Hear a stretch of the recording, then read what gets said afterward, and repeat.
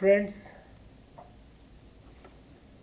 this kind of a conclave, I'm not very sure where this could have been conceived about a decade ago. The thrust on entrepreneurship is a part of India's big thinking. We know that our country, after independence, we have achieved a lot. We did significant work to remove poverty, to improve education, to improve healthcare, and provide the basic ingredients of a healthy citizenship to all our citizens. However, over the decades, we kept building schools, colleges, universities, we kept building hospitals, we kept talking about poverty alleviation, we kept building roads, we kept generating electricity, and yet the number of people who were poor, who were sick, deprived of the medical care, deprived of good education, condemned to live in houses without electricity, without potable water, that also kept multiplying. We kept moving forward, but the problems also kept multiplying. And then, what happened 10 years back? Let's see, when we were moving like this, the world at the time when we became independent, Asian countries, and especially Asian and African countries, those who had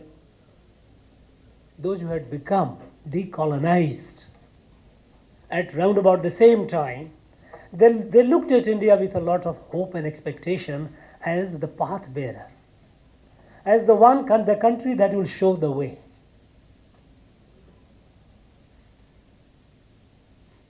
But what happened? Over the decades, a disillusionment set in among those countries. And there was a belief that India somehow was not rising up to the expectation of the world. Of course, we are not rising up to the expectation of ourselves. And we know, many of us, we are familiar with a name, Lee Kuan Yew, the person who built a fishing hamlet of Singapore into the world most promising city-state.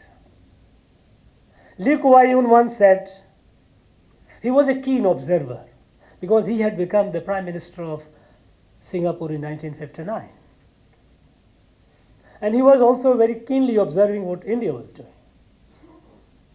And then, at one point, he felt frustrated and he said, India can grow militarily, India shall never be an economic power.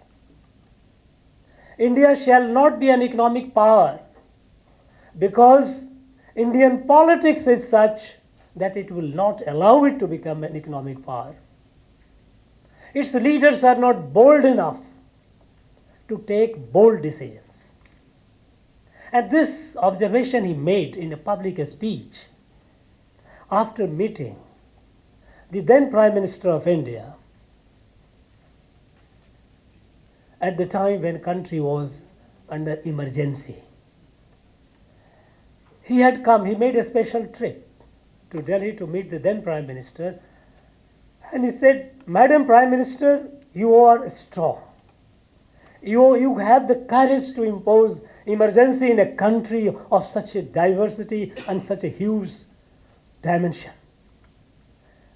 Now you can take bold decisions because your economy, the way you are moving forward, it is not going to take you anywhere close to what you can be, what India can be. And then the reply he got was, no, Mr. Prime Minister, and this is how India can be run. And he said, India can never be an economic power. Situation had come to such a stage when economists, including our own economists, they started writing sad stories all the time. Our rate of growth, India will just keep growing, crawling.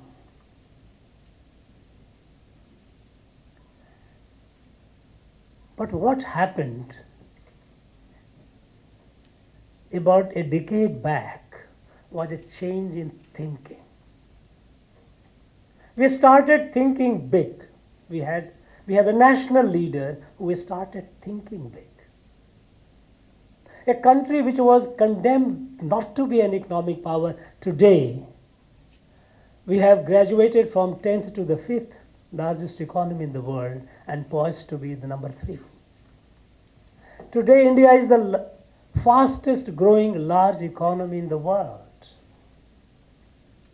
When COVID struck everyone, like others, our experts also gave advice to Prime Minister. Print money, supply money, let there be more consumption that will stimulate growth and development. He said no. We have to do fundamental reform, a structural reform. And we did. And the countries which took the easier conventional method, they are still struggling. Many of them have been struggling to fight off recession. And we are the fastest growing large economy in the world. From the margin of world affairs in various ways, in science and technology, a startup, we are among the top today. A startup ecosystem, we say that we are among the top 3 in the world. Today, India is the most digitalized country in the world.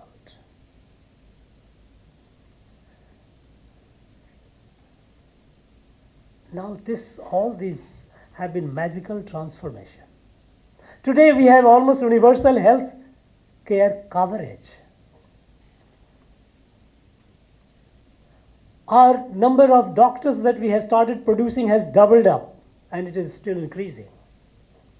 We have harnessed all the possible ways in all possible fields.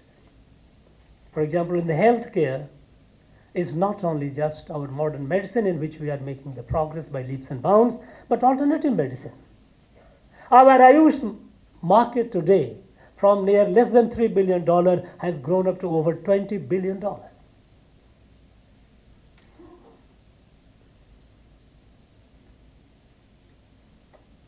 Medicine, this Jan Aushadhi Kendra. With less than 250 Jan Aushadhi Kendra, in 2014, we have already crossed 10,000 Jan Aushadhi Kendra, where you get the generic medicine at much, much less price. You need big thinking, innovative thinking. We had a Prime Minister who first gave call to the nation in 1965, Jai Jawan, Jai Kishan. That farmers must produce food, because that was the time when we were suffering famine. Perhaps I'm not sure whether any of you could remember that. At the time I was in college in 1960s, the food used to be rationed. We were food deficient. And when the students sometimes complained on the quality, the warden used to come and shout down, "Don't complain, this is not your food, it is coming from somewhere." We had a Prime Minister who had to give a call one day in the week, fast, to save food. Thanks to our agricultural scientists and farmers, we are food surplus today. We are not only feeding ourselves, but feeding the rest of the world wherever there are needs. So that Prime Minister gave a call, Jai Jawan, Jai Kisan. We had another national leader, Bajpayee, who said, added Vigyan, science. So, Jai Jawan, Jai Kishan, Jai Vigyan.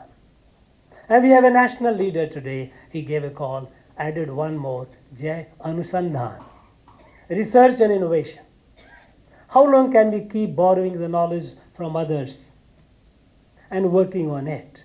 If the India has to be what it is destined to be, what its destiny is, it must explore the frontiers of knowledge and science and technology, both in basic and applied.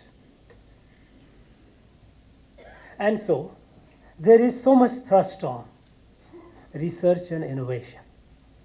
Friends, for innovation, startup, essentially, if you look at the conditions, the ingredients which are needed, these are what? A right policy framework, a right policy environment. Today our country has. There is so much thrust in schools, Atal Tinkering Lab, innovation mission, and whatnot. We have colleges, universities, by and large, most of them, they have incubation centers, innovation centers. So we have created, the policy framework is there. We have an innovation ecosystem. From nowhere, we have today, as I said, and we all know that we are among the top 3 in the startup ecosystem in the world. I feel so happy when I felicitate school students, college students who have innovated something. When I get to know, when I invite them, especially mostly from Tamil Nadu where I am, I feel delighted listening to them. There is a spark in their eyes, fire in the belly to do something new. We need a technology environment. Today, if you come to think of technology environment, we know that we are the most digitized country in the world. Till about a decade back, it could have been impossible to think of that a vendor on the roadside, vegetable vendor, will transact through, Rupee, Paytm and whatnot. Banks. Earlier we were working on the model of increasing bank branches. We kept increasing bank branches. We took one step further. We created business correspondents, about almost 3 million of them, to help people reach the rural areas, reach the banking services. But still, that was grossly inadequate. But the moment our technology took over, and with this API, application programming interface, and then the young people, young men and women started coming up with new applications, plug and play, come up with new, and it becomes useful to the people. It has revolutionized. Today, we have the distinction of being the country with the largest daily digital transactions that happen. It happens in this country. All these are happening, all these changes are happening, all these magical transformations are happening because of big thinking, new thinking. Incremental building of roads, building of hospitals, building of colleges. We have now the survey, international agencies have come up with their report that we have nearly 14 crore people who have been pulled out of multidimensional poverty. Earlier we were talking about poverty. We are giving freebies, giving something. But it didn't solve the problem today. We are addressing the problem in a big way. Other day I read a report of WIPO, World Intellectual Property Organization.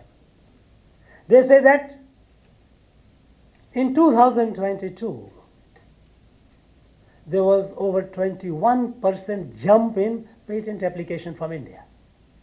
This is nowhere it has happened, not even in the developed countries. such a quantum jump in patent applications. And I'm sure many of them will be through. Now this is happening. This is happening because the nation is awakened and it has moving forward with a sense of destiny.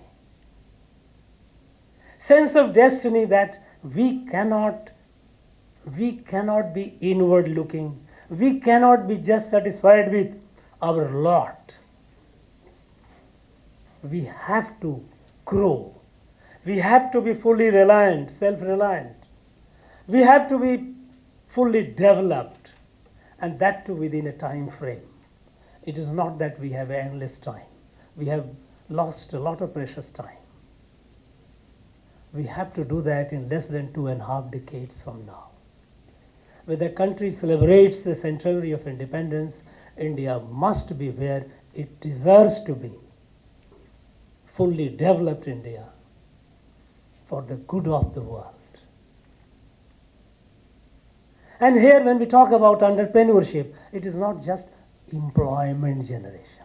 Employment generation is a primary level of thinking. It has to be at a higher level.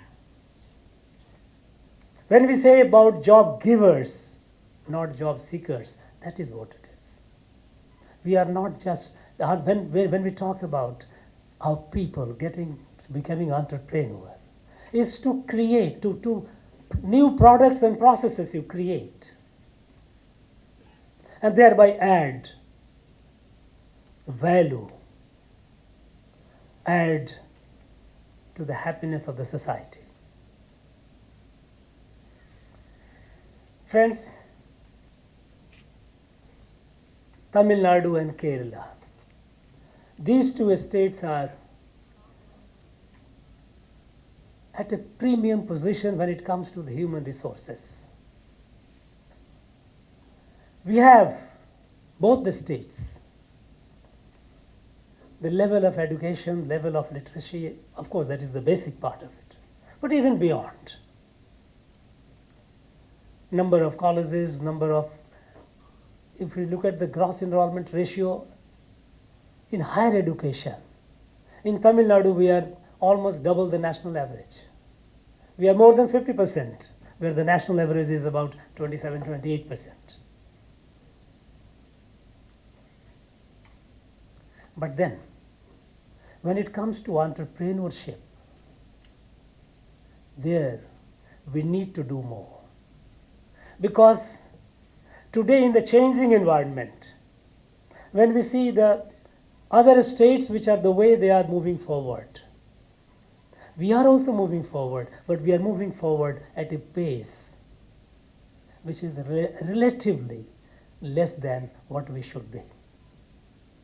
And here comes the opportunity cost. If I am capable of running at 20 kilometers or 15 kilometers an hour, and if I run at 4 kilometers, I am losing 11 kilometers. We cannot do that. We cannot afford to do that. Today, as a chancellor of state universities, I have been interacting with this, almost 20 state universities. I have been interacting with the students, with the teachers, with the professors. Not only state universities, but also with the non-state. Because for me, the students, the youth, are our future. We all know that. Somehow, when I interact with our students, especially the gold medalist, every university, about 100 and odd, we have gold medalists. When I talk to them, what are their dreams, what are their aspirations? My question which I invariably ask to every promising student. Invariably the reply that comes is looking for a government job, and that too at somewhere that's not very necessarily very aspirational job. Looking for a job, that too. Why is it that they don't have the dream? Why is it that our youth is not having the fire in the belly. We have, as I said, we have a right policy framework. We have innovation environment when elsewhere it is happening. We have a risk capital easily available. I find that our university, professional universities, students coming out, they also look for a job somewhere in the government, preferably. Now this has to change. We have the distinction of producing the largest number of, perhaps a relatively largest number of PhDs.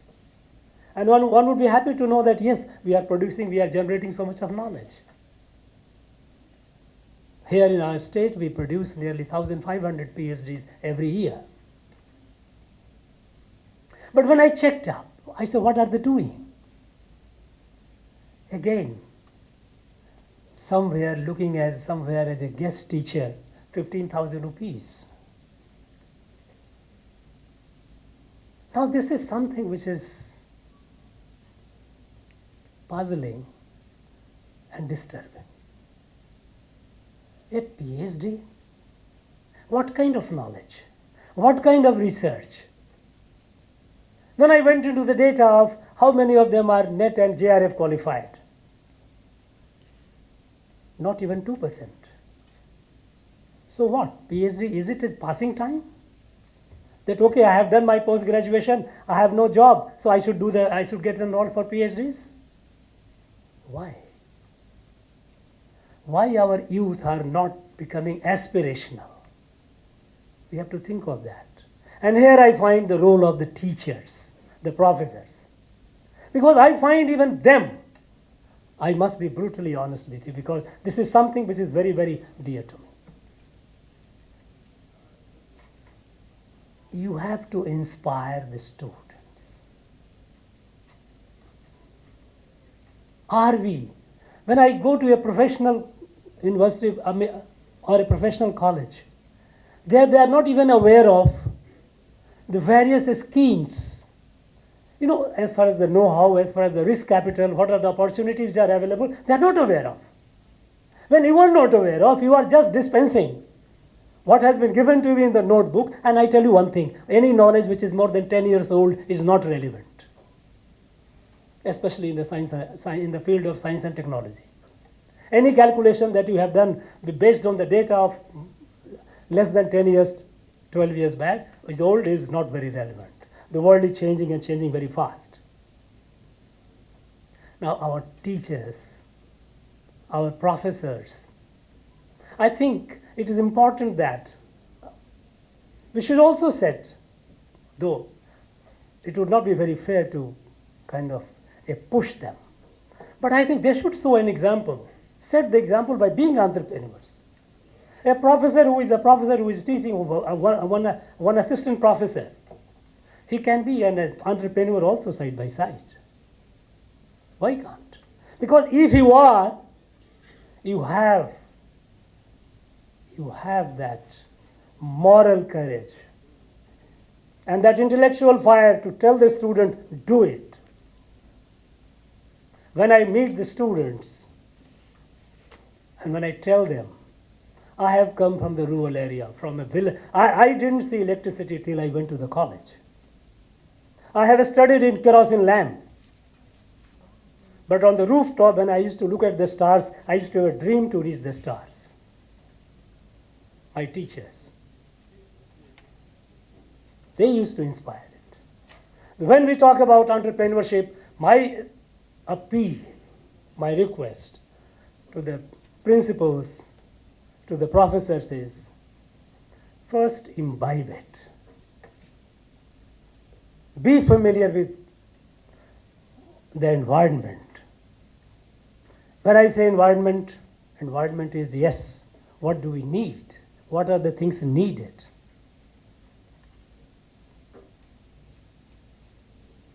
To be an entrepreneur. One doesn't necessarily have to have something which is very, very big. It can be at varying levels. But it is needed. Because today we are poised to be the third largest But that's not enough. If our dream is to be by 2047 over 35 trillion economy, then there has to be a leapfrog, quantum leapfrog. And each one of us are responsible for it. We have to do wherever we are. We are fortunate to be at a time when we are witness to a magical transformation. 10 years back, when India spoke, nobody listened. Today, you cannot imagine any important decision in the world happening without India being on the table.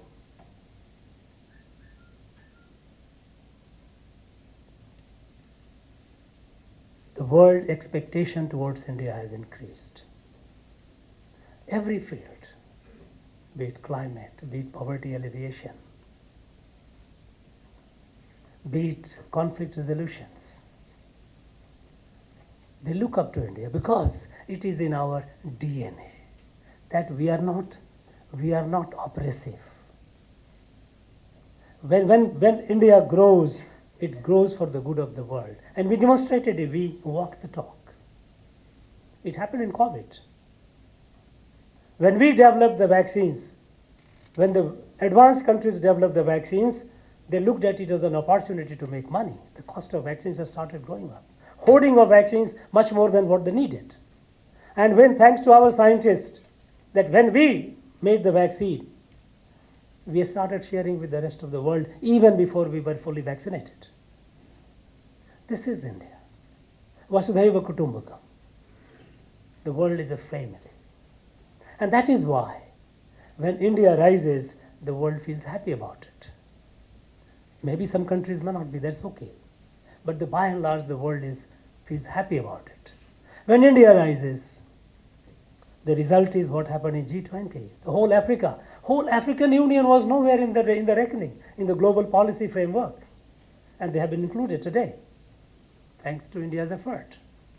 And when India did it, they all agreed. So we are at a time when our country is transforming at a speed and a scale. To grasp it, you need to have a new thinking. You cannot grasp it with the old thinking.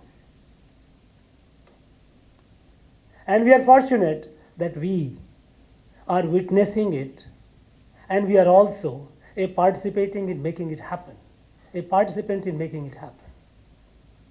I would urge our principals, our professors, to set an example, because you are what traditionally it is called Purohita. You are the one who saw the way. Our Vedic literature say, Purohita leads the way. Professors lead the way. Teachers lead the way. Vayam Rashtre Jagriyam Purohita. Wake up the nation and take it forward. By example, not by words. Because words, people are smart enough, they know that you are only talking. I am sure this conclave will help you resolve some of your doubts, some of your ideas, some of your conflicts that you have in mind. And when you go back, you will carry a message that will keep inspiring you to do things for yourself and for your students. And that is where our future lies. Friends, thank you very much. Wish you all the best. Thank you, everyone. Thank you.